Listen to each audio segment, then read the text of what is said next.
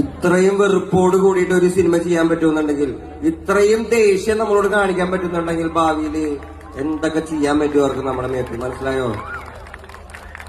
ശ്രദ്ധിച്ച് കണ്ടും ജീവിച്ചോളാം. നമ്മൾ പ്രോപ്പർ ആയിട്ടുള്ള എഡ്യൂക്കേഷൻ എടുത്തോളാം. പൊളിറ്റിക്കൽ എഡ്യൂക്കേഷൻ ഇല്ലെങ്കിൽ നോക്കിയോ, ഇല്ലെങ്കിൽ കുമ്മര ആദ്യം അടിക്കാൻ പോകണം നമ്മളെ.